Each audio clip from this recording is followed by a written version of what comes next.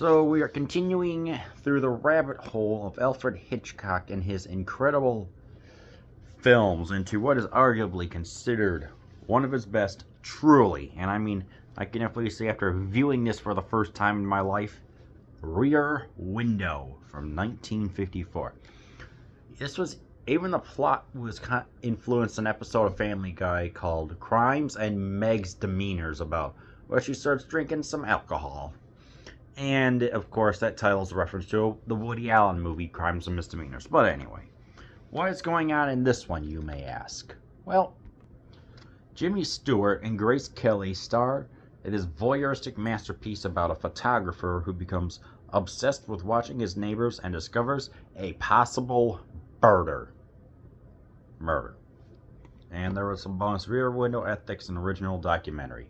And of course, there is some trivia about this sucker right here, which is it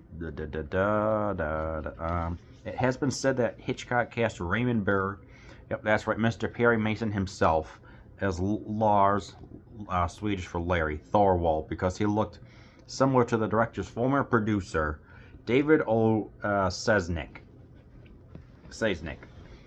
All the music, speech, and other sounds all come from within the film's world. This is known as diegetic, or actual sound. Think of the Katina band from Star Wars.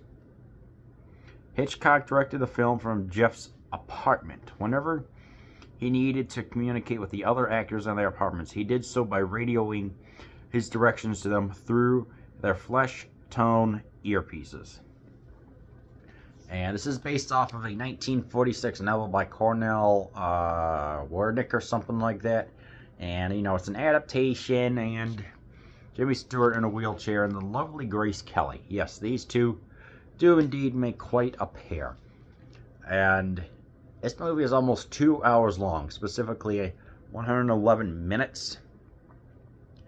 And I feel that, in my opinion, this is of the four I've seen, this is the most perfectly paced, because it feels like this is when Alfred was coming into his just because maybe it was being based on a short story, like he was able to manipulate it into his own film and everything, but at the same time keep it more local. I guess what worked for me was because they had this elaborate set of just this, what was supposed to represent a Greenwich apartment complex, Greenwich, Connecticut, by the way.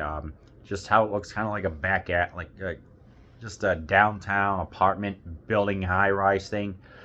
It feels like this place is alive. Then again, when you have very interesting residents such as Miss Torso, Miss Lonely Heart, the Thorwald guy, you've got a band that's rehearsing and everything else. It's the movement that I noticed that keeps this place going, because when they switch from home to home to home, back to L.B. Jeffries, who manages to not necessarily spy, but get a little bit of voyeurism, I guess, and sees all the actions going on because he's got a cast and is residing in a wheelchair for 6 out of 7 weeks so far. Eventually, he starts noticing that there is something strange going on with his neighbor, who may have billed his wife, you know. So what goes on is an interesting, intense scene as a true mystery. And of course, we as the viewer get the sense of being looking. I'm not guiltily looking at what's going on in these people's lives, and there's no consequence. Voyeurism and isolation are two of the main themes going on. We get to see what's going on. It's like there's something known as the male gaze. Think of all the women from the James Bond movies, except we get it in 1950s style, so there isn't as much skin that's being shown, but at the same time, we get the different sensibilities, and it's like how, you know, there's some creeps out there who are able to get away with the voyeurism and there's no consequences for it. It's almost kind of like in the sense of the stuff happens all throughout. Just this one just happens to take place in a Greenwich, Connecticut looking apartment building. And because of this and the isolation, that it's like one could automatically think like, oh, am I starting to lose my sanity because it's been a little over 6 weeks since I've been in this blasted wheelchair, or is there something more going on? And it's the mystery that that Raymond Burr, Grace Kelly, and Jimmy Stewart do. It's the unraveling and the calling to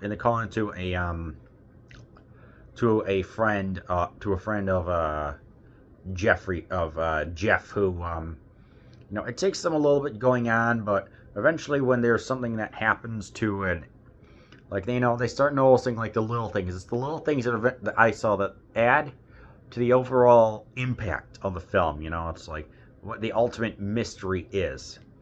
Because when we look inside all these little buildings, it's like we get a glimpse into their lives, but at the same time we don't know much about these people. So it's just an interesting way of, I guess, viewing and thinking, maybe there is something a little weird. It's like at the same time, it's like like when the windows are open, we still get to see what's going on in their world, but we don't know much about that person. That's the takeaway that I got from it. But performances are great, and it's the fast talking. It's about like what it is in a gender relationship identity of like a woman who's